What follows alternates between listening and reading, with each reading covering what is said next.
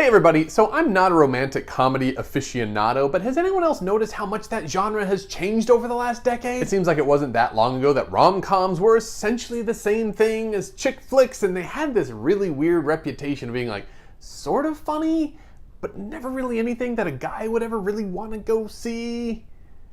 Hashtag stereotypes. However, the rise of Judd Apatow in the world of comedy has, I think, led to a romantic comedy that just isn't saccharine silliness, and The Big Sick is a romantic comedy in that Judd Apatow tradition. The Big Sick is the story of Kumail, a Pakistani immigrant who is navigating the minefield of living the American life with the expectation of his traditional parents. Aside from not pursuing a career in law or medicine and instead focusing on stand-up comedy, Kumail also is not at all interested in any of the dozens of arranged marriage proposals that his parents keep setting up for him. So when Kumail starts dating Emily, a white grad student, he decides to hide it from his parents, who would be furious that he isn't following in their traditions. And finally, to add to it all, Kumail then has to meet Emily's parents, but only after Emily gets sick and is put into a coma. You know, typical stuff in a relationship. To put it simply, there's just a lot of balls in the air, and it's to the film's credit that it can keep them there without dropping them all throughout the entire movie. The Big Sick is a powerful movie about expectations, obligations, and complications.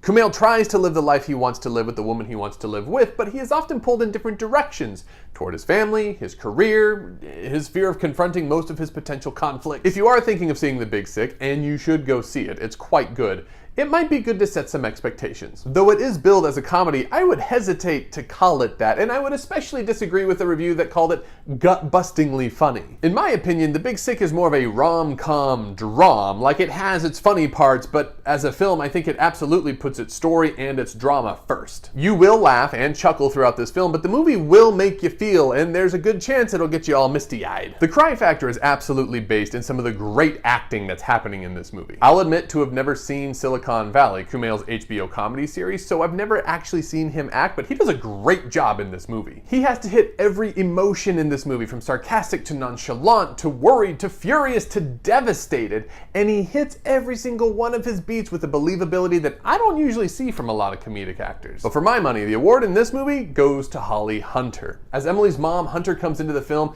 and just steals, I think, every scene that she's in. She's got this great energy to her that is absolutely wonderful and also endearing. Like, she comes in as an angry mama bear, but throughout the film, she becomes so warm and loving that it just kind of fills your heart. I know the movie puts more energy into Ray Romano and Kumail's relationship, but I don't think the payoff was anywhere near as great as it is with Kumail and Hunter. As I said earlier, this movie is juggling a lot of things throughout its runtime. There are conflicts between Kumail and his parents, Kumail and Emily, Kumail and Emily's parents, Kumail and his stand-up career, Kumail and himself. And for a lot of movies, this can make for a bloated film, or it might run the risk of forgetting to tie up some of those loose ends. This movie does feel a little long at times, and I guess for a romantic comedy, it is kinda long. I mean, it's a full 2 hours, but it's all in the service of telling a story completely. Leaving out any of the story elements would damage this movie. It's a film that isn't just about one relationship, it's a film about a lot of relationships.